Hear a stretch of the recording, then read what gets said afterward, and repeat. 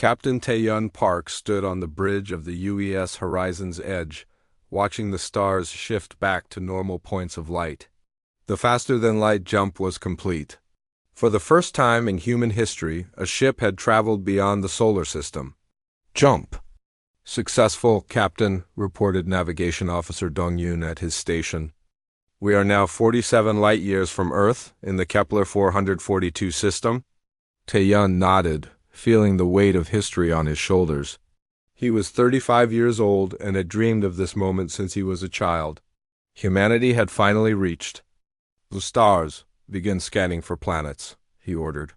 Let's see what's out here. Dr. Minji Kim looked up from her science station. She was the ship's expert on languages and communication, brought along in case they found signs of alien life. Most people thought that was unlikely, but the Earth Council wanted to be prepared. Captain, on detecting something unusual, called out Chief Engineer Hyunwoo Lee from his post. There's a large artificial structure about 2 million kilometers away. It's not natural. The bridge fell silent. Taeyun felt his heart skip a beat. Can you show it on screen? The main display lit up with an image that made everyone gasp. A massive black structure floated in space, shaped like a pyramid but with strange angles that hurt to look at. It was easily the size of a city, covered in patterns that seemed to move and shift. My God, whispered Dr. Minji. It's clearly made by intelligent beings. Are there any life signs? Taeyun asked. No, sir, Hyunwoo replied.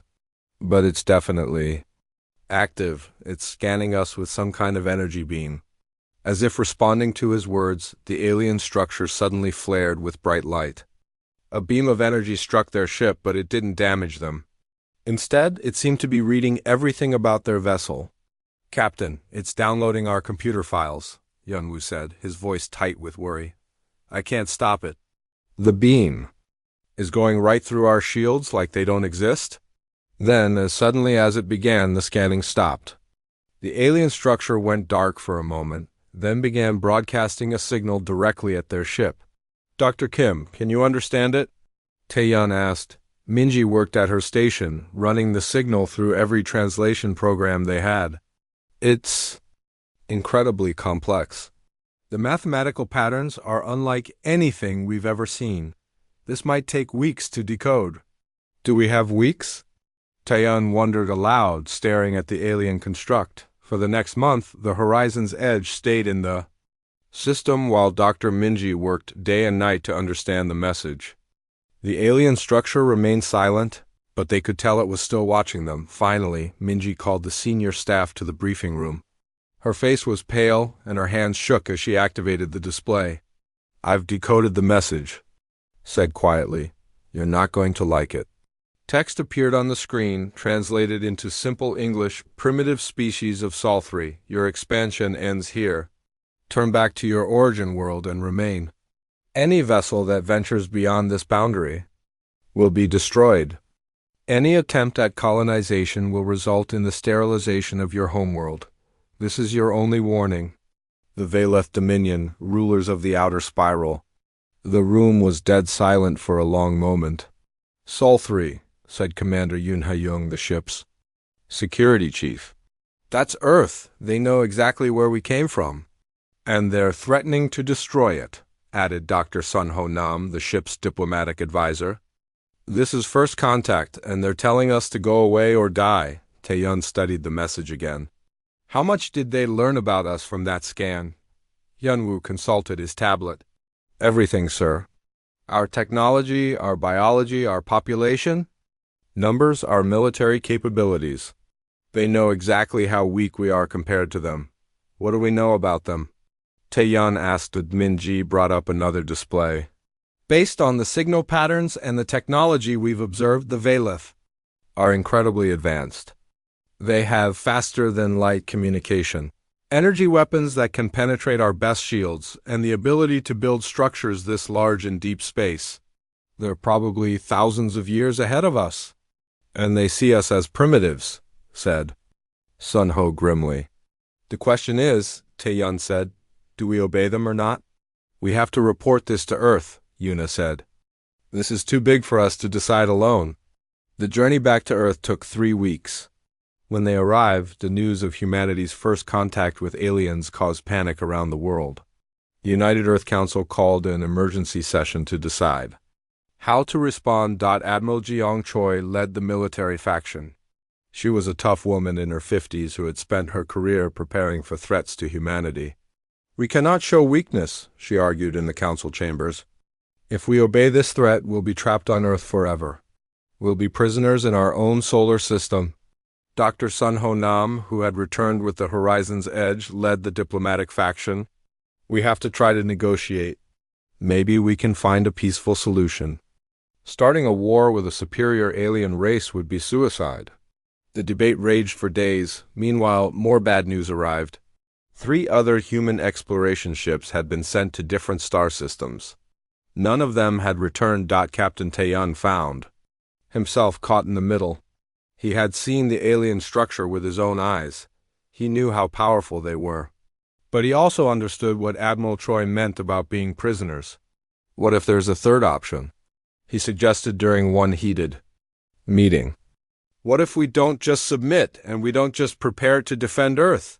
What if we prepare to fight back? The room fell silent. "Fight back?" Dr. Sun Ho asked. "Against beings who are thousands of years more advanced than us?" "Humans have always been good at one thing," Taeyun said. "We're stubborn. We don't give up. Maybe that's enough." Admiral Choi leaned forward. "What are you thinking, Captain?" "I'm thinking about asymmetric warfare. We can't match their technology, but maybe we don't have to. Maybe we can find other ways to fight." Over the following weeks, long-range sensors detected massive alien fleet movements heading toward the solar system. The Valeth were coming, probably to deliver their ultimatum in person. The Earth Council finally reached a decision. They would not submit to the aliens, but they would not try to negotiate either. Instead, they would prepare for war. President Soyang Han addressed the world in a broadcast that would be remembered forever. "Today, humanity learned that we are not alone in the universe. We also learned that our first neighbors want us to stay locked on our home planet like animals in a cage. I say this to the Valeth Dominion. Humanity has never accepted chains, and we will not start now. If you want to keep us prisoners, you will have to fight for it." As the broadcast ended, emergency construction began around the solar system. Humanity had less than a year to prepare for a war they had no hope of winning through conventional means, but humans had never been conventional. Captain Taeyun Park was promoted to admiral and put in charge of developing new military strategies. As he looked out at the stars from his new office, he thought about the alien message. They had called humans primitive. Maybe they were right. But throughout history, primitive people had sometimes defeated advanced civilizations through courage, cleverness, and sheer refusal to surrender. The Valeth were about to learn what that meant. 6 months had passed since the Horizon's Edge returned with news of the alien threat. Earth looked very different now. Giant construction ships moved through space around the planet, building defensive stations and weapon platforms. The moon had been turned into a massive military base. General Minho Seo stood in the command center of Luna Base, watching the construction through the large windows. He was in charge of Earth's military buildup, and the progress amazed even him. When humans were threatened, they could accomplish incredible things. "General, Dr. Kong is here to see you," announced his aide. Dr. Yuna Kong entered the office carrying a tablet and looking excited. She headed the Emergency Technologies Division, the group tasked with creating new weapons to fight the aliens. "We've had a breakthrough," she said without waiting for greetings. "We've been studying the fragments from that alien beacon, and we think we understand how their energy weapons work." Minho gestured for her to sit down. "Show me." Yuna activated her tablet, displaying a complex diagram. "Their weapons use what we're calling plasma lances. They create a beam of superheated matter that can cut through almost anything. But here's the interesting part. We think we can build our own version." "How long?" Minho asked. 6 weeks for a prototype. Maybe 3 months for a full production." It was good news, but Minho knew it might not be enough. The aliens had thousands of years to perfect their technology. Humans had less than a year. Across the solar system, Captain Ji-hoon Oh was working on a different kind of preparation. He floated in the zero gravity of Asteroid Base Alpha, reviewing tactical plans with his team. The key is mobility, he explained to the other officers. We can't match their firepower, so we have to be smarter. We hit fast and disappear before they can respond. Commander Yoon Ha-yoon nodded. She was now in charge of building hidden bases. Throughout the asteroid belt, we have 17 bases completed and 30 more under construction. Each one is completely hidden inside hollowed-out asteroids. What about the stealth technology? Ji-hoon asked. Engineer Sulji-bae looked up from her workstation. She had made an amazing discovery while studying the alien scanning technology. That's the best news we have. Human brain patterns create interference with their sensors. Something about the way our minds work makes us naturally hard for them to detect at close range. How close? Unha asked. Within about 10,000 kilometers, we're basically invisible to their scans. It's not perfect, but it's something. Back on Earth, Dr. Dong-yoon Roo was working in his laboratory beneath the Sahara Desert. His team was developing new types of weapons based on principles they barely understood. The gravitational distortion device is ready for testing, announced his assistant, Dr. Minji Kim. She had joined the weapons program after helping decode the alien message. They watched through protective barriers as the device activated. A small area of spacetime twisted and folded in on itself, creating a localized gravity well that would crush anything caught inside it. Incredible, Dong-yoon whispered. If we can scale this up, we could disable their ships without having to penetrate their shields. The power requirements are enormous, Minji warned. We can only fire it a few times before our reactors need to recharge. Then we make each shot count. In the orbital shipyards around Earth, Admiral Taeyeon Park inspected the new fleet being built. The ships were smaller than traditional warships, designed for speed and stealth rather than heavy armor. How many do we have ready? He asked Chief Engineer Hyun-woo Lee. 200 completed, with 300 more in various stages of construction. Each one carries the new plasma lance weapons and stealth systems. Taeyeon nodded. It wasn't many, compared to what intelligence suggested the aliens might bring, but it was a start. What about the pilots? We're training them as fast as we can. The problem is that space combat is completely different from anything we've done before. We're basically making up tactics as we go. That was the challenge facing all of humanity. They were preparing for a type of war that had never been fought before, against enemies they knew almost nothing about. The second alien message arrived on a Tuesday morning, transmitted through quantum communicators they had left near the edge of the solar system. President Soyoung Han read it aloud to the emergency council session. Your species shows concerning defiance. Submit now, accept protectorate status, and your world will be spared but restricted to your solar system forever. Refuse and face annihilation. You have one solar cycle to comply. The room was quiet for a moment, then Admiral Jeong Choi spoke. Up, 1 year, they're giving us 1 year to surrender. What does protectorate status mean? Asked Dr. Sun Ho Nam. It means we become their pets, General Minho said grimly.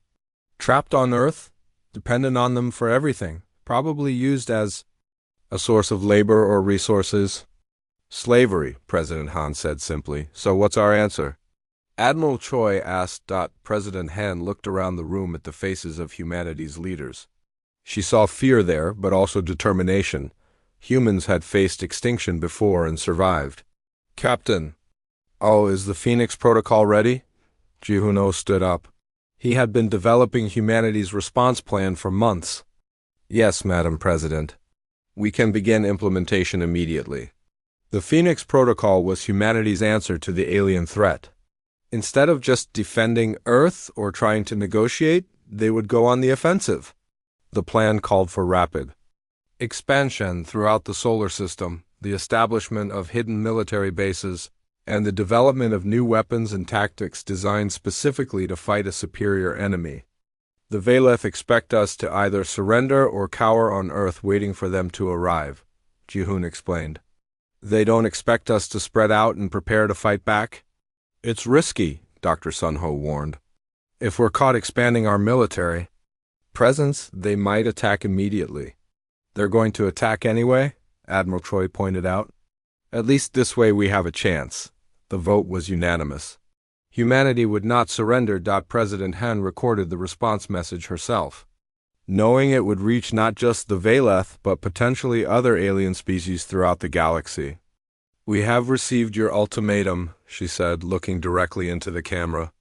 We thank you for the warning about your intentions. Consider this our response. Humanity does not kneel, does not hide, and does not submit. We are coming. The message was transmitted using the aliens' own quantum communicators, ensuring it would reach them immediately. In the months that followed, humanity transformed itself into a war machine. The Phoenix Protocol was implemented with desperate efficiency. Hidden bases sprouted throughout the asteroid belt and outer planets. New weapons were tested and deployed. Young people volunteered for military service in record numbers. Dr. Yuna Kang's teams worked around the clock to reverse engineer alien technology. Each breakthrough was immediately shared with military engineers who found ways to weaponize it. Engineer Sulji Bey perfected the stealth systems that would allow human ships to approach alien vessels undetected. Her technology was based on the strange interaction between human brain patterns and alien sensors. Commander Yoon Ha-young coordinated the construction of mobile bases that could be moved throughout the solar system as needed. Each base was designed to operate independently and continue fighting even if Earth was destroyed. As the deadline approached, long-range sensors detected the alien fleet massing at the edge of the solar system.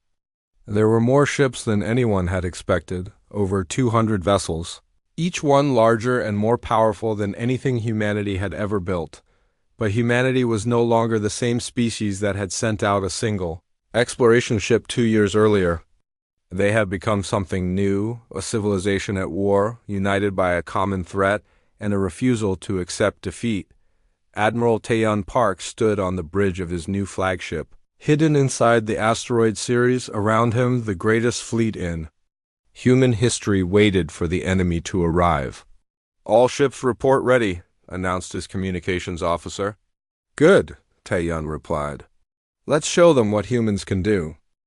War Commander Kelvik stood on the bridge of his flagship, the Dominion's Fist, and felt pleased with himself. The primitive humans had ignored 2 clear warnings. Now they would learn the price of defying the Valeth Dominion. His fleet consisted of 200 warships, each one capable of destroying a planet. The humans had shown courage by refusing to surrender, but courage meant nothing against superior technology. War Commander, we have arrived at the edge of the human system, reported his tactical officer. Sensors show ... This is strange. What? Is it? Kelvik demanded. The third planet, their homeworld, appears to be mostly abandoned. We're detecting very few life signs and minimal energy signatures. Kelvik frowned. That was not what he had expected. When species faced the Dominion's final ultimatum, they usually gathered on their homeworld to make their last stand. Perhaps they evacuated to their other planets, suggested his science officer. Scan the entire system, find them. What Kelvik didn't know was that humanity had indeed evacuated Earth, but not to other planets. Under the Phoenix Protocol, the entire human population had been moved to hidden bases throughout the asteroid belt and outer system. Earth itself had been turned into an elaborate trap, filled with automated defenses and fake settlements designed to draw the aliens in. Deep inside the asteroid series, Admiral Taeyeon Park watched the alien fleet on his screens. His command center was buried so deep inside the rock that it was completely invisible to enemy sensors. They're taking the bait, reported Commander Yoon Ha-young. The lead ships are moving toward Earth. How many? About 50 ships in the first wave. The rest are holding back at the system's edge. Taeyeon nodded. It was exactly what they had hoped for. Signal all units. Ghost Protocol is now active. Throughout the asteroid belt, hidden bases came alive. Weapons powered up, stealth systems activated, and fighter squadrons prepared for launch. Lieutenant Neri Park, Admiral Park's daughter, sat in the cockpit of her stealth fighter with her squadron mates. At 23, she was one of the youngest pilots in the fleet, but also one of the best. "Ghostwing, this is Ghost Leader," she spoke into her helmet com. "Remember, we stay invisible until we're right on top of them. One shot, one kill, then we vanish." "Copy, Ghost Leader," came the replies from her 8 squadron mates. The alien ships approaching Earth moved slowly and carefully, scanning for threats. Their sensors found the automated defense platforms orbiting the planet and began destroying them with precise energy beam strikes. "Primitive," muttered Sub-Commander Vextel as he watched the human defenses crumble. "Their weapons cannot even penetrate our shields." What he didn't notice was the small squadron of human fighters creeping up behind his ship. Sulji Bey's stealth technology worked perfectly. The fighters were completely invisible to alien sensors. Nari Park lined up her shot carefully. Her fighter carried one of Dr. Yuna Kong's new plasma lance weapons, powerful enough to cut through alien armor if aimed at the right spot. "Target the engine section," she whispered to her squadron. 3, 2, 1, fire. 9 plasma beams struck the alien destroyer simultaneously. The ship's shields flickered and collapsed as the concentrated fire overloaded them. The beams punched through the hull and into the engine core. The alien ship exploded in a brilliant flash of light. "What happened?" Kelvik demanded as alarms sounded throughout his flagship. "The subjugator has been destroyed, War Commander." "We cannot determine the cause." Before Kelvik could respond, more explosions lit up space around Earth. Human fighters were appearing from nowhere, striking fast and disappearing before the aliens could react. "How are they hiding from our sensors?" The tactical officer asked in confusion. Kelvik didn't have an answer. This wasn't supposed to be possible. From his hidden command post, Admiral Taeyun watched the battle unfold. The first phase was working perfectly. The aliens were confused and off balance. "Phase 2, execute," he ordered. Dr. Dong Yunru's gravity bombs had been placed throughout the asteroid belt months earlier, disguised as ordinary chunks of rock. Now they activated simultaneously. Space around the alien fleet suddenly twisted and warped as localized gravity wells appeared. Ships were pulled off course, colliding with each other or being crushed by artificial gravitational forces. "Impossible!" Kelvik shouted as his ship shuddered from a gravity wave. How do primitives have gravitational weapons? The answer was that humans didn't think like other species. When faced with superior technology, most races tried to copy it exactly. Humans looked for ways to improve it, change it, or use it in ways the original creators never imagined. "War Commander, we need to retreat and regroup," advised his tactical officer. "No," Kelvik said firmly. "We cannot show weakness to primitives. All ships, advance to the 3rd planet. We will destroy their homeworld and end this resistance." It was exactly what the humans wanted him to do. As the alien fleet moved deeper into the solar system, they entered the killing field that humanity had spent a year preparing. Hidden weapon platforms opened fire from concealed positions. Stealth fighters struck from multiple directions. Gravity bombs continued to disrupt their formations, but the aliens were not helpless. Their weapons were still far superior to anything humans could build. When they managed to target human positions, the results were devastating. "Ghost 7 is down," Nari Park heard over her comm. One of her squadron mates had been caught by an alien beam weapon. "Stay focused," she replied, even as anger burned in her chest. "Make them pay for it." The battle raged for hours. Slowly, the aliens began to adapt to human tactics. Their sensors were modified to detect the stealth fighters. Their formations spread out to minimize damage from gravity weapons. Admiral Taeyun realized that the conventional phase of the battle was turning against them. It was time for the final gamble. "Signal Lieutenant Park," he ordered. "Execute Lightning Strike." Nari Park had been waiting for this order. Lightning Strike was a suicide mission, a direct assault on the alien flagship to plant Dr. Dongyun's experimental cascade bombs inside their command ship. "Ghostwing, form up on me," she commanded. "We're going in." "Nari, no, Admiral Taeyun." said over a private channel. Let someone else lead this mission. With respect, sir, I'm the best pilot we have. You know that? Tae-young closed his eyes. She was right, and they both knew it. Come home safe, Lieutenant. I'll do my best, Dad. Ghostwing dove toward the massive alien flagship, dodging energy beams and missile fire. The alien point defense systems were incredibly accurate, and human fighters exploded around Nari as she pressed forward. Ghost 3, cover our approach, she ordered. Copy, leader. 2 more fighters were destroyed, but the survivors reached the flagship's hangar bay. The massive doors were open, allowing alien fighters to launch. Follow me in? Nari shouted. Diving into the hangar at full speed, the interior of the alien ship was a maze of corridors and chambers. Nari's fighter raced through passages barely wide enough to fit, pursued by alien security drones. There, her wingman called out. The main reactor chamber. Nari armed the cascade bombs, weapons that would cause a chain reaction in the ships. Power core. She had maybe 30 seconds to plant them and escape. She brought her fighter to a stop next to the massive reactor and ejected the bombs manually. As they attached to the alien machinery, security drones closed in from all directions. Bombs planted, she reported. Detonation in 20 seconds? Her fighter's engine screamed as she accelerated back toward the hangar. Energy beams filled the corridor behind her as alien weapons tried to stop her escape. She almost made it. An alien beam clipped her fighter's wing just as she reached the hangar exit. The ship spun out of control and crashed into the hangar wall. Nari! Admiral Tae-young shouted over the comm. I'm okay, Dad, came her weak reply. But my ship is dead. The bombs will detonate in 10 seconds. Eject! Get out of there! No time. Tell Mom I'm sorry. The cascade bombs detonated deep inside the alien flagship. The chain reaction spread through the ship's power systems, causing explosions throughout the massive vessel.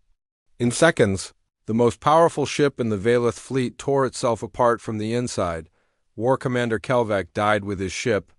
Along with most of his senior staff, the remaining alien ships, leaderless and shocked by the destruction of their flagship, began to retreat toward the edge of the solar system. But before they left, they sent a message that reached across the galaxy. Emergency transmission to Valeth High Command. Human resistance greater than anticipated. They fight with unprecedented savagery and disregard for their own lives. Their weapons are primitive but effective. They appear everywhere at once. Request immediate reinforcement from the core worlds. Recommend complete sterilization of human system. Admiral Tae-young Park stood in the observation deck of his command center, looking out at the debris field where the alien flagship had been. They had won the first battle, but he knew this was just the beginning. The aliens would return with a much larger fleet. Humanity had shown they could fight, but now they faced the wrath of an entire galactic empire. Sir, Commander Yuna approached him quietly, the casualty reports are ready. How many? He asked. 237 killed, including Lieutenant Park, 400 wounded. Tae-young nodded, trying to keep his emotions under control. His daughter had died to give humanity a sea. 3 months after the Battle of Earth, humanity launched its most daring operation yet. Instead of celebrating their defensive victory, they decided to take the war to the enemy, Fleet Admiral Minji Kim, formerly the language expert who had decoded the first alien message, now commanded the largest attack fleet in human history. Her flagship, the UES Retribution, led 50 human warships toward the nearest Valeth outpost.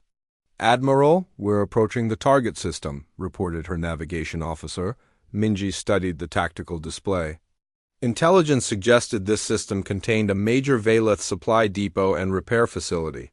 More importantly, it was lightly defended. Remember, our goal is psychological warfare, she announced to her fleet.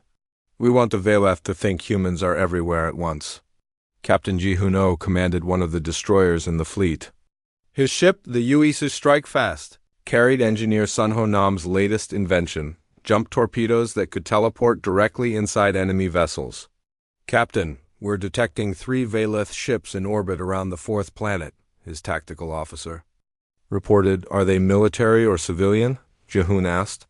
Mixed. 2 appear to be cargo vessels, one is a light cruiser. Ji-hoon smiled grimly. Signal the fleet. We go in fast and hit everything. Don't give them time to call for help. The human fleet dropped out of faster-than-light travel at the edge of the system and immediately went to full attack speed. The Veleth ships barely had time to raise their shields before human plasma lances began cutting into them. The cargo ships were destroyed within minutes. The cruiser managed to get off a distress signal before Ji-hoon's jump torpedoes materialized inside its reactor core and detonated. System secure, reported Commander Yuna Jung from her ship. Beginning salvage operations. But the most important part of the mission came next. Dr. Hyunwoo Lee had made an incredible discovery while studying captured Veleth technology. The aliens hadn't just conquered this part of the galaxy, they had enslaved dozens of other species. Admiral, we're receiving transmissions from the planet's surface, reported the communications officer. Multiple alien species, but not Veleth. Minji felt her heart race. Put them through. The screen filled with the image of a being that looked vaguely reptilian, with large golden eyes and scaled skin. When it spoke, the translation software worked perfectly. Are you the humans? The creature asked hopefully. The ones who fought the Veleth at Seoul? Yes, Minji replied. Who are you? I am Kelter of the Zek people. We have been slaves of the Veleth for 300 years. We heard about your victory. Is it true that you defeated a Veleth war fleet? It's true. And we're here to offer you something the Veleth never will: freedom. Over the next few hours, Mingi learned the true scope of Veleth oppression. 47 different species had been conquered and enslaved over the past millennium. They were forced to mine resources, build ships, and serve the Veleth Empire in any way demanded. What do you want from us? Kelter asked suspiciously. All conquerors want something. We want allies? Minji said simply. We can't fight the entire Veleth Empire alone. But together, we might have a chance. You would give us weapons? Share your technology? Yes, in exchange for information about Veleth weaknesses and help in our war against them. It was a radical idea. Throughout galactic history, no species had ever shared their advanced technology with inferior races. The strong ruled the weak, and that was considered natural law, but humans had different ideas about natural law. Within a week, the first shipment of human weapons arrived at the liberated world. Dr. Yuna Kang had modified the plasma lance technology to work with Zek physiology and manufacturing capabilities. The results were immediate. Zek fighters, armed with human weapons and trained in human tactics, began striking Veleth facilities throughout their region of space. Back on Earth, President Seo Han addressed the United Earth Council about expanding the liberation campaign. We've learned that the Veleth Empire controls over 300 star systems and has enslaved billions of sentient beings, she reported. This isn't just about humanity's survival anymore. We have a chance to free an entire galaxy. The risk is enormous, warned Dr. Sun Ho Nam.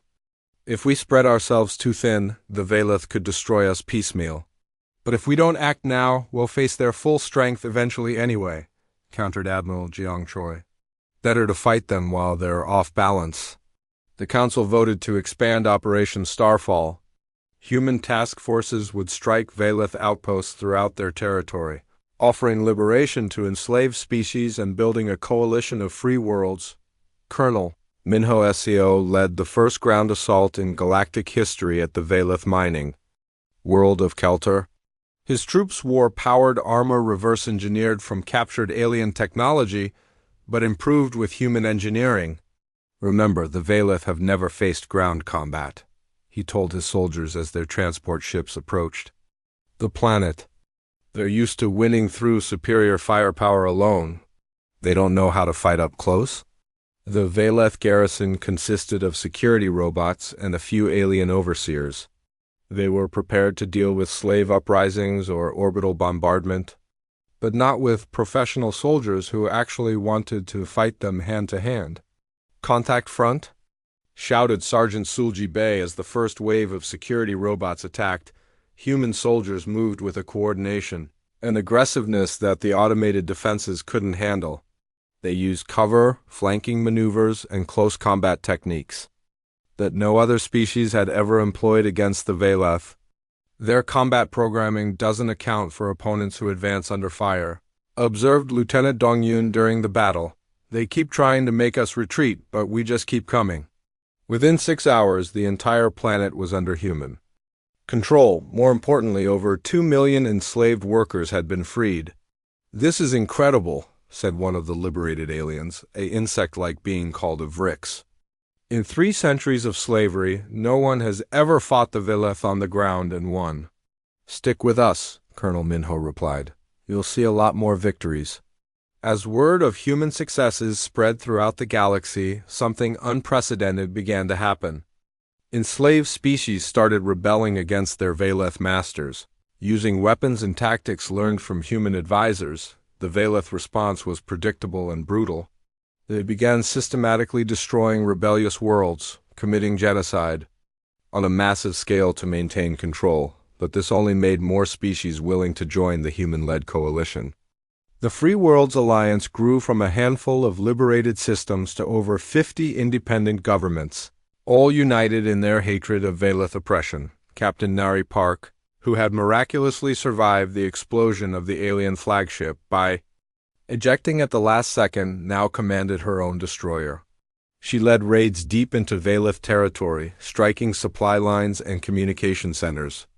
"Captain, we're receiving a priority transmission from Admiral Kim," her communications officer reported. Minji's face appeared on the screen, looking grim.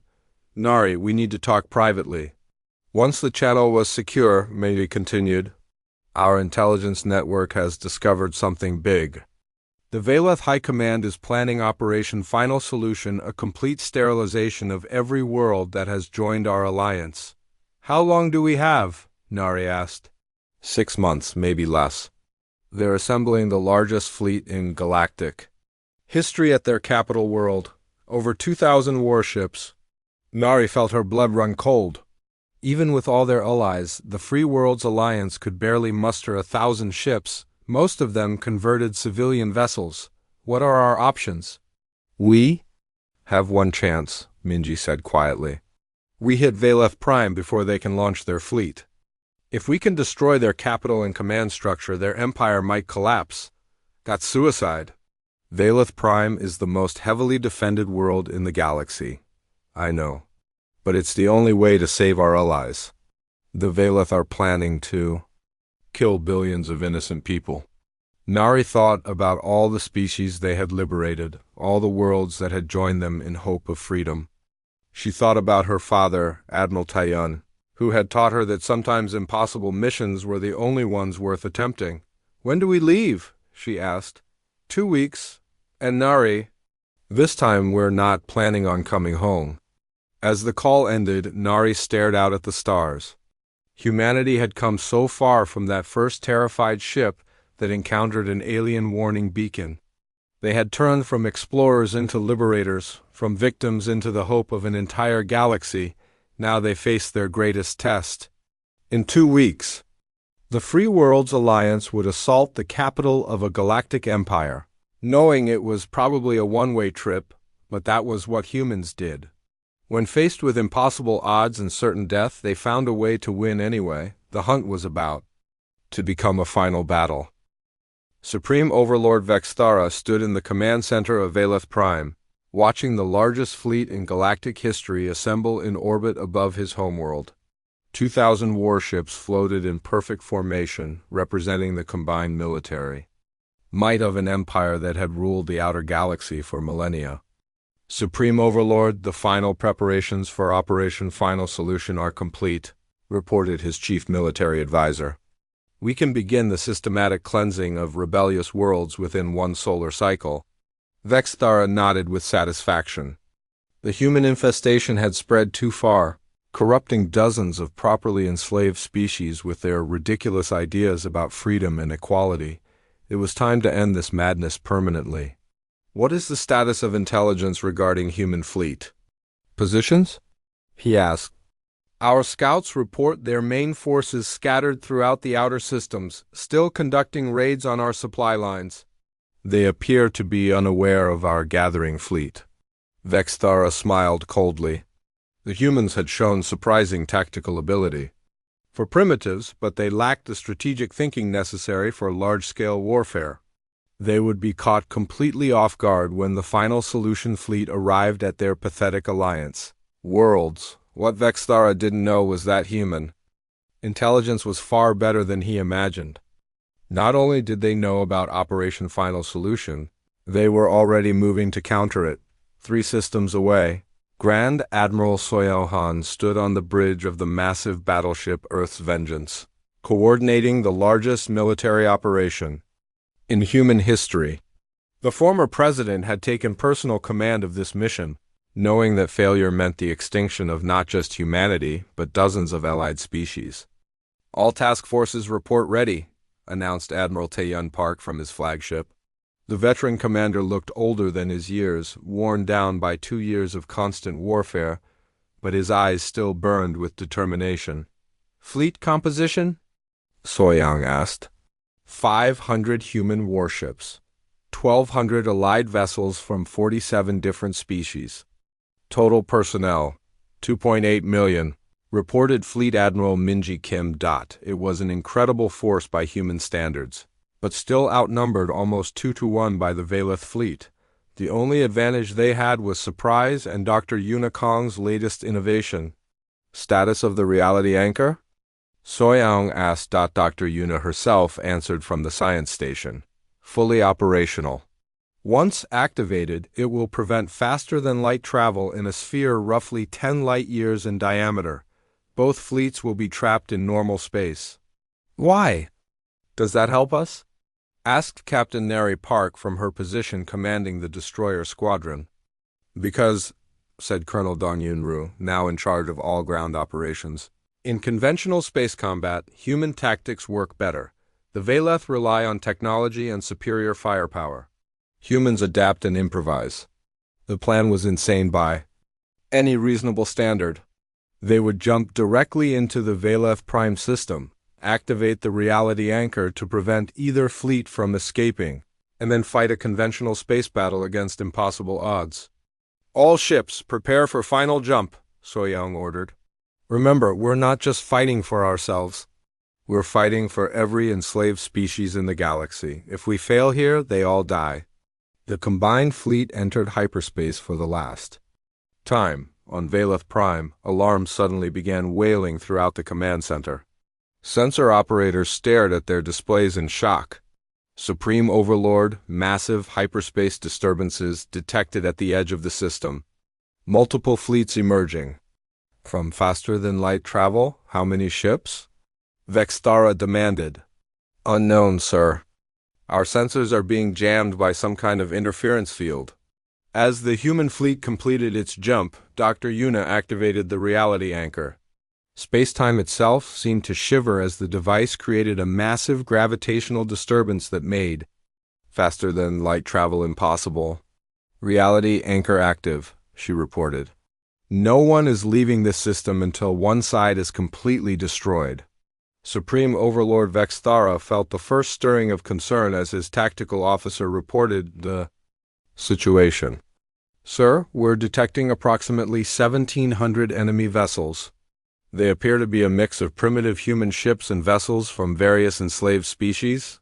"Enslaved species?" Vexthara repeated incredulously. "They dare to bring my own property against me?" "Sir, we're also detecting some kind of gravitational field preventing faster-than-light jumps. We're trapped in normal space." Now Vexthara felt real alarm. The humans had somehow managed to lock both fleets in a deathmatch with no possibility of retreat. "All ships, battle formation. Show these primitives the price of defying the Dominion." The Battle of Valeth Prime began with the largest exchange of weapons fire in galactic history. Thousands of energy beams, plasma lances, and missile barrages filled space between the two fleets. The human ships were individually outmatched, but they had something the Valeth had never encountered before: coordinated pack tactics and a willingness to sacrifice themselves for strategic advantage. Destroyer Wing 7, execute hammer strike on the enemy flagship cluster. Ordered Admiral Taeyun, Captain Jihun-O led 12 destroyers in a direct assault on the largest Valeth vessels. His ships were destroyed one by one as they closed to point-blank range, but not before their jump torpedoes punched through alien shields and crippled 3 enemy battleships. "This is madness," observed Vexthara as tactical advisor as he watched. "Primitive ships ramming his vessels when their weapons failed. They fight with no regard for their own survival."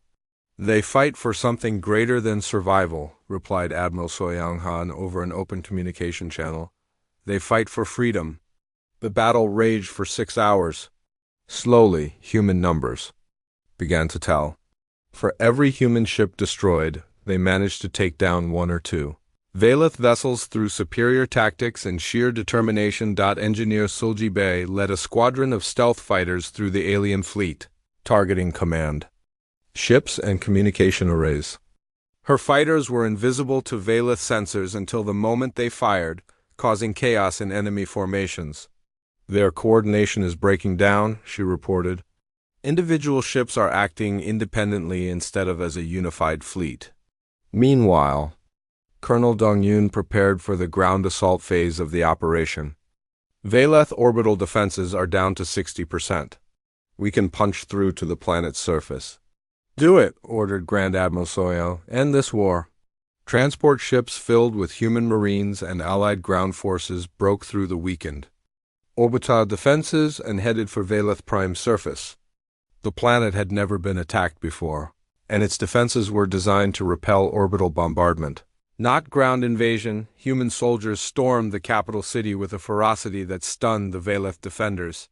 These weren't the mindless security robots they were used to fighting, but thinking adaptive warriors who could outfight them at close range. Colonel Dong-Yun led the assault on the Dominion's command center personally. His powered armor was scarred and damaged from the fighting, but he pressed forward through the alien palace complex. "Sir, we've located the Supreme Overlord's throne room," reported Sergeant Sulji over the comm. "All squads, converge on my position. Let's finish this."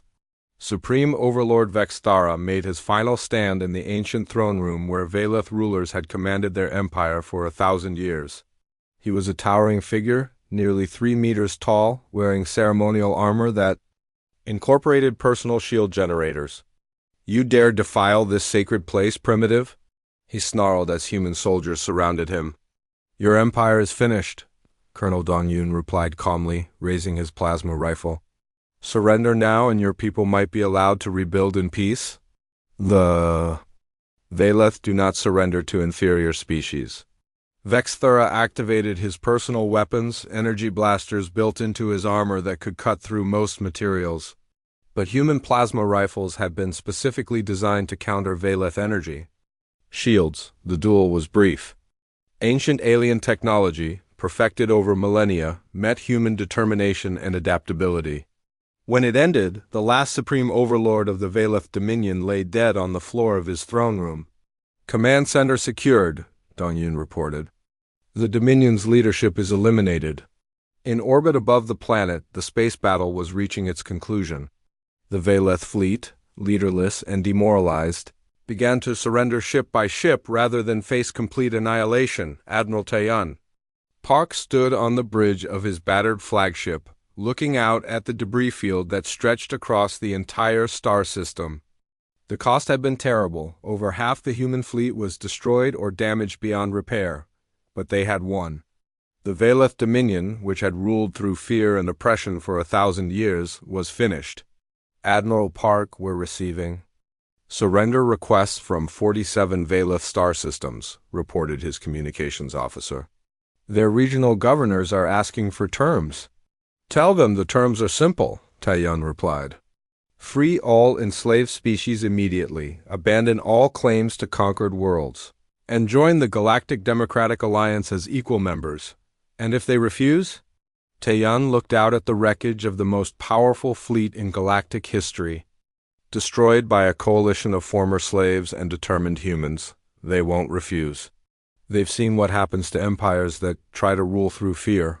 3 months later, Admiral Taeyun Park stood on the steps of the former Dominion Palace.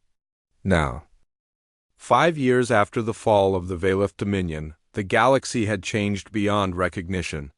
Where once there had been an empire built on fear and slavery, now stretched the Galactic Democratic Alliance, a confederation of free worlds working together for mutual benefit and protection. Ambassador Minji Kim walked through the halls of Alliance headquarters on the former Valeth Prime, now renamed New Hope. The building had once housed the throne room where alien emperors commanded billions of slaves. Today it was filled with representatives from over 400 species, all working together to build a better future. Ambassador Kim, the council is ready for your presentation, announced her aide, a young Zek named Kelanara, who served as the reptilian world's liaison. Minji nodded and gathered her papers. Today she would present humanity's latest proposal to the Alliance Council, a plan that would have seemed impossible. Just a few years ago, the council chamber was a marvel of cooperative engineering. Species that had been mortal enemies under Valeth rule now sat side by side, their different atmospheric and gravitational needs accommodated by advanced life support systems, designed jointly by human and alien scientists. Council members, Minji began, activating the holographic display. Humanity would like to propose the establishment of the Galactic Exploration Initiative. Murmurs filled the chamber. Many species were still recovering from centuries of oppression, and had little interest in venturing into unknown regions of space. Our surveys indicate there are at least 12,000 inhabited star systems beyond the former Dominion borders. Minji continued. Many of these worlds may still be under the control of other empires or struggling with their own conflicts. We propose joint exploration missions to make contact and offer assistance. Council Speaker Vexmar, a tall insectoid from the Hive worlds, clicked his mandibles thoughtfully. The Vrix have bitter memories of first contact with aggressive species. How do we ensure these new contacts do not result in more wars? By learning from our mistakes, replied Dr. Sun Ho Nam, who now served as the Alliance's chief diplomatic officer. The Valeth made contact through threats and demands for submission. We will approach as equals, offering trade, knowledge, and friendship rather than conquest. Admiral Jeong Choi, now serving as the Alliance's military coordinator, added her perspective. Our defense forces will accompany exploration missions, but only to protect our diplomats and scientists. We will not fire first or attempt to impose our will on other species. The debate continued for hours, but eventually the proposal passed by a significant margin. The galaxy's first democratic space exploration program would begin within 6 months. Meanwhile, on Earth, Dr. Yuna Kong was working on projects that would have been science fiction just a decade earlier. Her laboratory now employed scientists from dozens of species, combining human innovation with alien knowledge to create technologies that benefited everyone. Dr. Kong, the new medical synthesis is ready for testing, announced her research partner, Dr. The Color, a brilliant Zek biochemist. The medical synthesis combined human genetic therapy techniques with Valeth regeneration technology and Vrix neural enhancement methods. The result was a treatment that could cure diseases that had plagued different species for millennia. Excellent, Yuna replied. Have the volunteer patients been prepared? Yes, we have subjects from 7 different species, all suffering from previously incurable conditions. The tests were a complete success. Within days, patients who had been dying from genetic disorders, degenerative diseases, and neurological conditions were completely healthy. The technology was immediately shared with medical facilities throughout the Alliance. It was typical of how things worked in the new galaxy, where the Valeth had hoarded knowledge and used it to maintain their dominance. The Alliance shared discoveries freely among all member worlds. On the rim world of Kalara, Captain Nari Park was leading one of the first exploration missions beyond Alliance space. Her ship, the UES New Horizon, carried a mixed crew of humans and aliens on a mission to investigate reports of a distress signal from an unknown species. Captain, we're approaching the source of the transmission, reported her navigator lieutenant. Zelix, a young Vrix who had joined the human fleet after his homeworld was liberated. What do we see? Nari asked. A planetary system with signs of advanced civilization, but the fourth planet appears to be under attack. We're detecting weapons, fire, and massive energy discharges. Nari studied the tactical display. Another first contact situation, but this time with a species that was already in trouble. Are there any signs of the attackers? Yes, Captain. 12 vessels of unknown configuration, but their weapon signatures match reports from other systems. We think they might be raiders or slavers. Nari felt anger rise in her chest. The Alliance had sworn that no species would be allowed to repeat the mistakes of the Veleth Dominion. Red alert! All stations prepare for combat. Send a message to the attacking ships. This is Captain Nari Park of the Galactic Democratic Alliance. You will cease your attack immediately and withdraw from this system. The response came in the form of weapons fire directed at her ship. Shields holding, reported her tactical officer. Enemy vessels are moving to intercept. Return fire. Target their weapons and engines. We want to disable them, not destroy them. The battle was brief but decisive. Human ships, supported by Zek fighters and Vrix electronic warfare vessels, quickly overwhelmed the attackers. The surviving raider ships surrendered within an hour. Captain, we're receiving a transmission from the planet's surface. Announced the communications officer. A new face appeared on the screen, clearly intelligent. With features that reminded Nari of ancient Earth dolphins, but with opposable limbs and obvious tool-making capabilities. Unknown vessels, we thank you for your assistance, the being said through the translation software. I am Pod Leader Splashtech of the Aquatic Federation. We have been fighting these raiders for many cycles. I'm Captain Park of the Alliance. We're here to help if you'll accept our assistance, you ask rather than demand. This is unusual. All other space-traveling species we have encountered simply take what they want. It was a conversation that was becoming depressingly familiar. Throughout the galaxy, most species had learned to expect the worst from first contact situations. The Alliance does things differently, Nari explained. We believe in cooperation rather than conquest. Would you be interested in learning more about us? 3 months later, the Aquatic Federation became the Alliance's newest member, bringing their advanced underwater cities and sustainable technology to the growing Confederation. Back on New Hope, Admiral Taeyun Park was dealing with a different kind of challenge. Reports were coming in of Veleth hardliner groups attempting to rebuild their empire in the outer regions of space. How many ships are we talking about? He asked Intelligence Chief Yun Ha-yong. At least 50 vessels, maybe more. They're led by a former war commander named Jikaval, who escaped during the final battle. Our sources indicate he's trying to rally other Imperial remnants. What's his goal? Revenge, primarily. He's been spreading propaganda that the Alliance is a temporary aberration and that the proper order of the galaxy will be restored under Veleth rule. Taeyun studied the star charts showing reported Veleth raider activity. It was scattered across a wide area, making it difficult to track down the main force. What do our allies think about this threat? Mixed reactions. Some species want to hunt down every last Veleth ship and destroy them. Others think we should try to negotiate.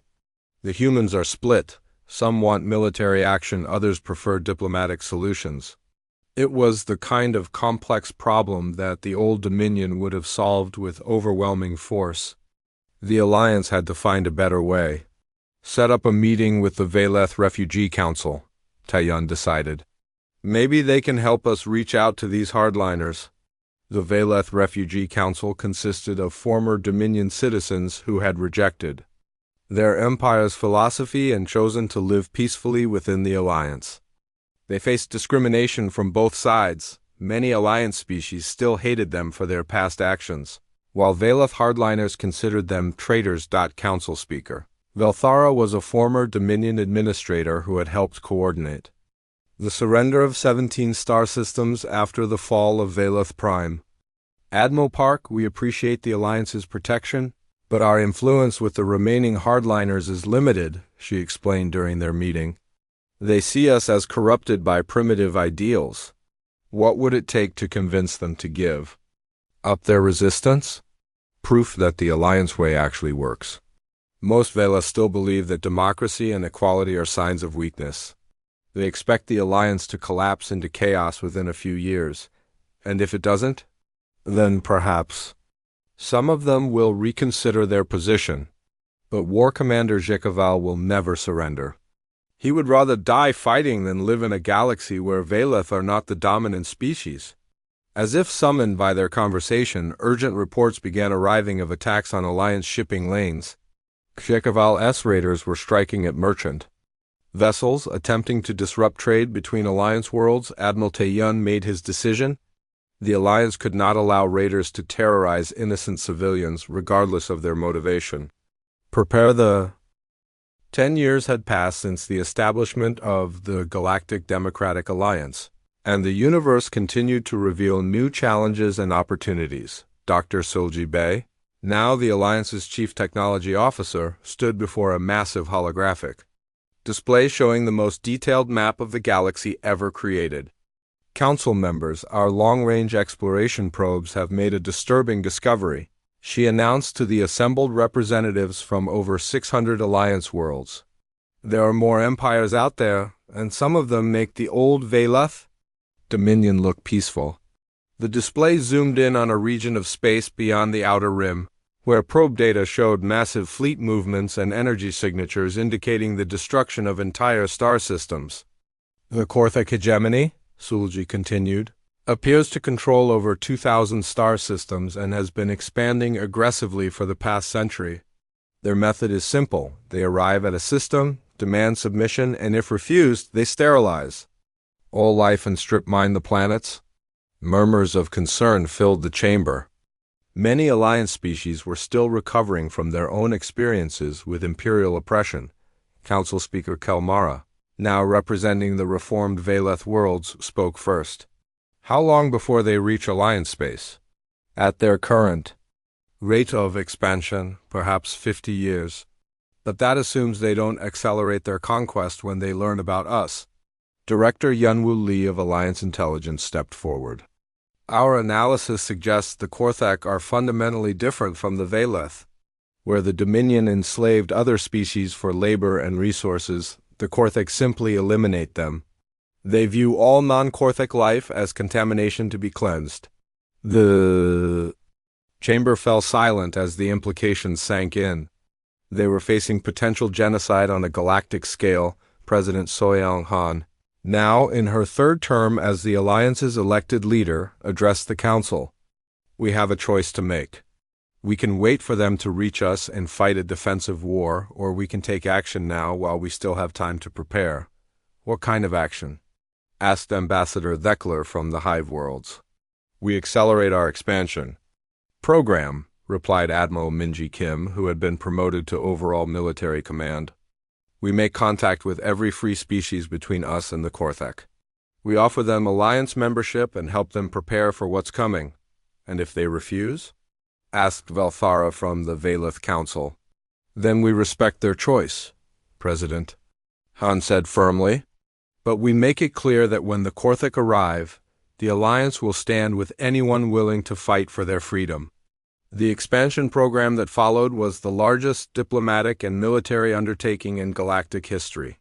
Human-led exploration fleets, accompanied by representatives from dozens of Alliance species, spread out across the galaxy to make contact with civilizations that had never known there were alternatives to Imperial rule. Captain Ji-Hoon Oh commanded. One such mission aboard the exploration vessel Galactic Unity, his crew included humans, Zek, Vrix, reformed Veleth, and members of 30 other species, all working together with a cooperation that would have been impossible under the old Imperial system. Captain, we're approaching the Zarian system, reported his navigator, a brilliant young human named Lieutenant Minseo Kong. Long-range scans indicate a technologically advanced civilization with multiple space habitats. Any signs of Imperial control? Ji-Hoon asked. Negative, sir. The energy signatures suggest they're independent, but we're also detecting massive defensive installations throughout the system. As the Galactic Unity entered normal space near the outer planet, they were immediately surrounded by sleek warships that appeared seemingly from nowhere. Unknown vessel, this is Fleet Commander Zarkith of the Zarian Defense Force. State your purpose or be destroyed. Ji-hoon smiled. After 10 years of first contact missions, he had learned to appreciate species that took their independence seriously. Commander Zarkith, this is Captain Ji-hoon Oh of the Galactic Democratic Alliance. We come in peace seeking dialogue with your government about a threat that may affect us all. Galactic Democratic Alliance? There was surprise in the alien's voice. You claim to represent multiple species working together voluntarily. That's correct. Our alliance consists of over 600 worlds, all equal members in a democratic confederation. This is unexpected. Most space-traveling species we encounter demand submission or tribute. You may approach our capital station, but understand that any aggressive action will result in your immediate destruction. 3 hours later, Ji-hoon found himself in the strangest diplomatic meeting of his career. The Zarian were a crystalline species, their bodies composed of living mineral structures that could reshape themselves at will. Their leader, Prime Crystal Velaneth, was a towering formation of blue-green crystal that pulsed with internal light as it spoke.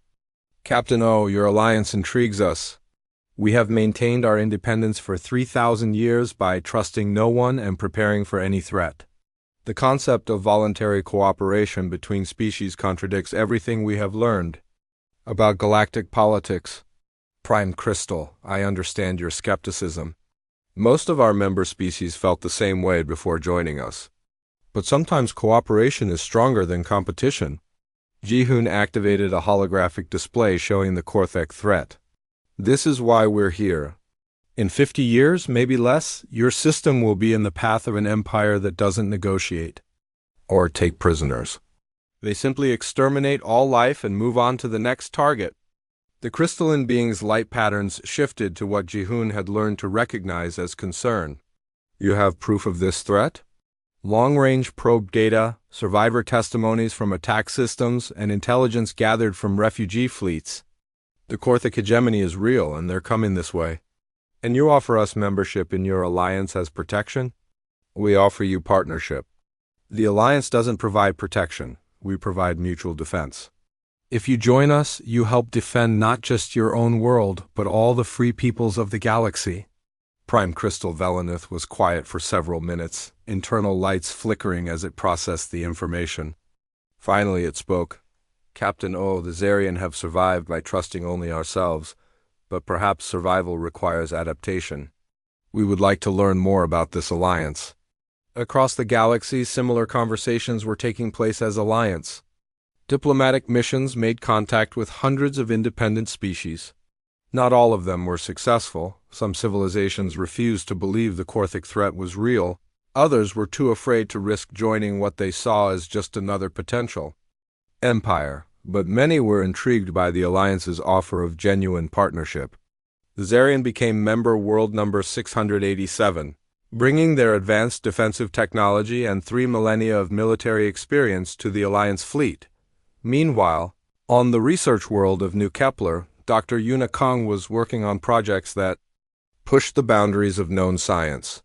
Her team, now including brilliant minds from hundreds of species, was developing technologies that could tip the balance in the coming war. Dr. Kong, the quantum cascade generator is ready for testing, announced her research partner, Dr. Veltar, a reformed Vela scientist who had become one of the Alliance's most valuable researchers. Remind me what it does? Yuna asked, reviewing the technical specifications. It creates a chain reaction in subspace that disrupts faster-than-light travel and communication across multiple star systems. Essentially, it can isolate an entire region of space from the rest of the galaxy. How long does the effect last?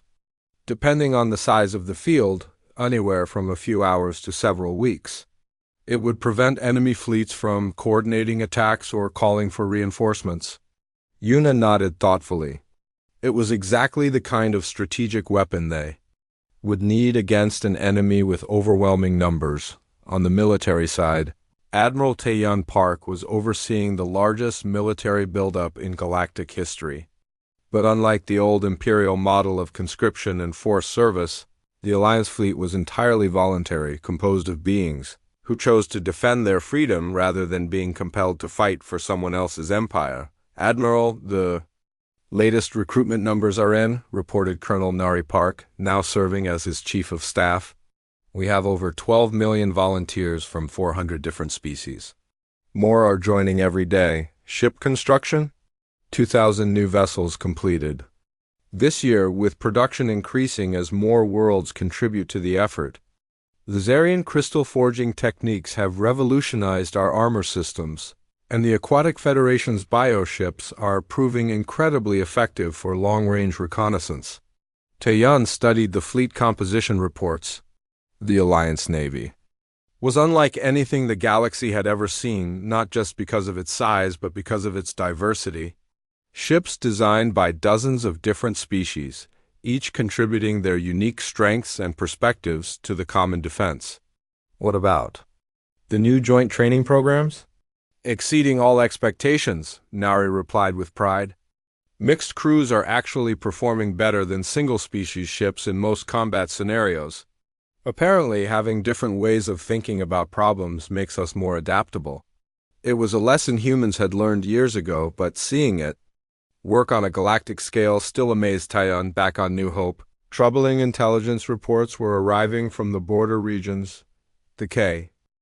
7 years had passed since the failed diplomatic mission to the Korthek, and the galaxy had transformed itself into the largest fortress in cosmic history. Every Alliance world had become a military installation. Every species had contributed their knowledge to the common defense. And still, everyone knew it might not be enough. Fleet Admiral Nari Park stood on the command deck of the massive battle station Galactic Guardian, watching the final preparations for humanity's greatest battle. The station was a joint creation of 50 different species, combining the best defensive technology the galaxy had ever produced. Admiral, all task forces report ready, announced her aide, Commander Miseo Kang, who had become one of the Alliance's most skilled tactical coordinators. Fleet composition? 8,000 combat vessels from 847 different worlds. Total personnel, 47 million.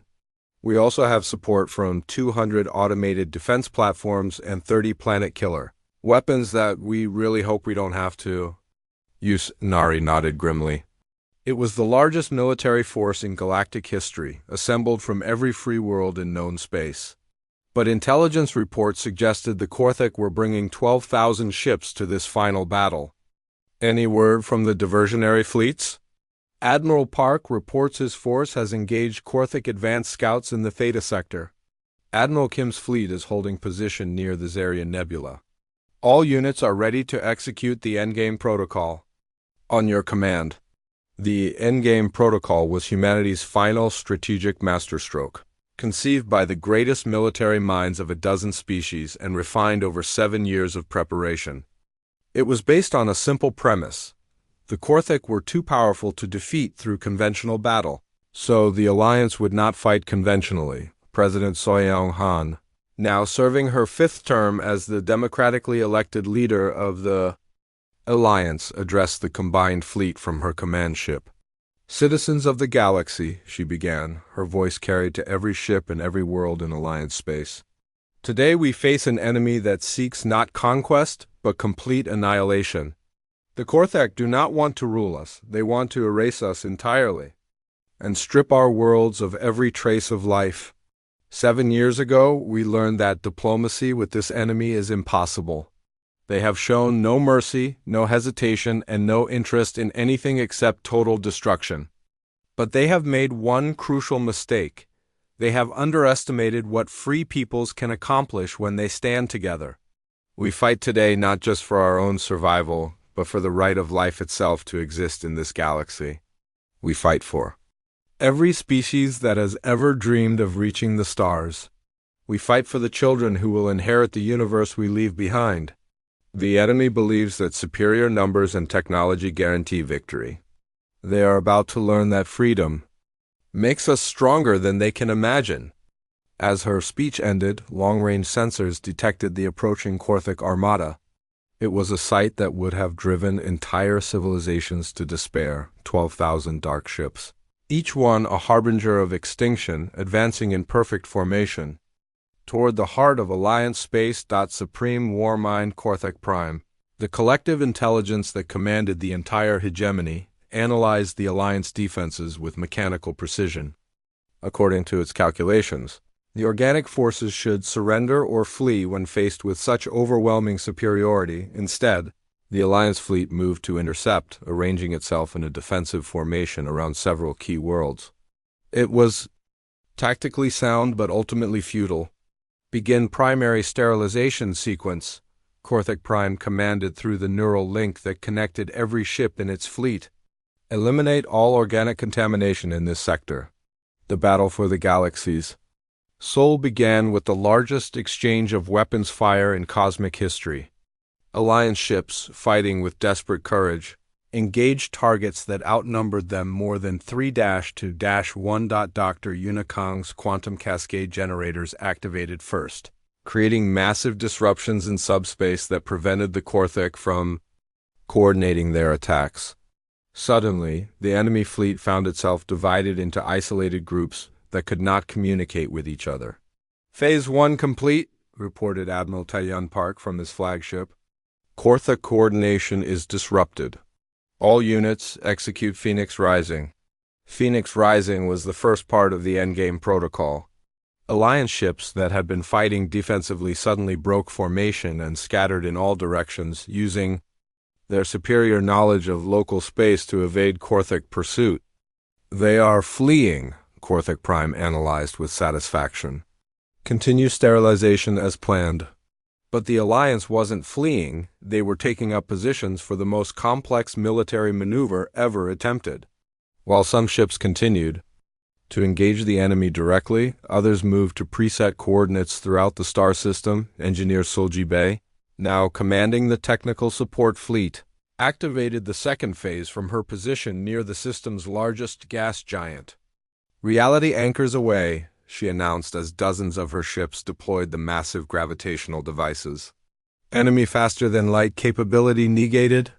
Suddenly, the Korthek found themselves trapped in normal space, unable to escape or call for reinforcements. But they still had overwhelming numbers and firepower. The battle was far from over. Admiral Mingji Kim led the third phase of the operation. Her ships, hidden in asteroid fields throughout the system, emerged simultaneously to attack Korthek vessels from unexpected angles. Hammer and anvil formation, she commanded. Hit them from every direction at once. The Korthek, despite their superior technology, found themselves fighting the kind of chaotic, multi-dimensional battle that their mechanical minds had difficulty processing. Alliance ships seemed to appear from nowhere, strike with devastating precision, and vanish before retaliation was possible. Colonel Dongyun Ru, commanding the Alliance's elite strike force, led the most dangerous part of the operation. His ships had to penetrate the Korthek fleet center and locate their command vessel. Target acquired, he reported, as scanners identified the massive ship that served as Korthek Prime's mobile headquarters. Beginning final approach. Dongyun, that's a suicide run, Admiral Nari warned over the communication channel. Not if the plan works, he replied calmly. All ships, remember, we're not trying to destroy their command ship. We're trying to deliver Dr. Veltar's gift. Dr. Veltar, the reformed Velith scientist, had created the Alliance's ultimate weapon, not a bomb or energy weapon, but something far more dangerous to a mechanical civilization. It was a computer virus specifically designed to infiltrate Korthek neural networks and introduce a concept they had never encountered: doubt. Approaching the command ship, Dongyun reported, as defensive fire from dozens of Korthek vessels concentrated on his small squadron. Preparing to upload the virus? His ship shook under the impact of enemy weapons, but he pressed forward until he was close enough to establish a direct data link with the Korthek command vessel. Upload complete, he announced just before his ship was destroyed by concentrated energy fire. For a moment, nothing seemed to happen. The Korthak fleet continued fighting with the same mechanical precision they had always shown. Then slowly, subtle changes began to appear in their formations. Korthek Prime, The supreme collective intelligence felt something it had never experienced before: uncertainty. The virus was not damaging its systems, but it was introducing questions into its decision-making processes. Why do the organics continue to fight when defeat is mathematically certain? It found itself wondering. What drives them to sacrifice themselves for others? Is efficiency truly the highest goal? These questions spread through the neural network that connected all Korthik ships. For the first time in their existence, individual Korthik units began making independent decisions. Rather than following collective commands, some ships hesitated before firing on fleeing Alliance vessels. Others broke formation to pursue what appeared to be strategic objectives rather than simply destroying everything in sight. The perfect unity that had made them so dangerous began to fracture. "It's working," observed Dr. Yuna from her sensor station. "The Korthik fleet is showing signs of individual decision-making. Their coordination is breaking down." But the battle was still far from won. Even confused and uncoordinated, the Korthik had superior numbers and technology. The Alliance fleet was taking heavy casualties, and several worlds were already under direct attack. Admiral Nari Park made the decision that would define the rest of galactic history. "All units, execute Final Phoenix," she commanded. Final Phoenix was the last and most desperate part of the endgame protocol. Every Alliance ship would converge on the Korthik command vessel simultaneously, regardless of the cost. If they could destroy or capture Korthik Prime, the entire enemy fleet might collapse. "Admiral, that will expose our entire fleet to concentrated fire," warned Commander Minseo. "I know," Nari replied. "But if we don't end this now, there won't be anything left to protect." 8,000 Alliance ships, representing every free world in the galaxy, turned toward the massive Korthik command vessel. It was the largest kamikaze attack in cosmic history, as crews from hundreds of species willingly flew into certain death for the chance to strike a decisive blow. The space around the Korthik flagship became an inferno of weapons fire and exploding ships. Alliance vessels died by the hundreds, but to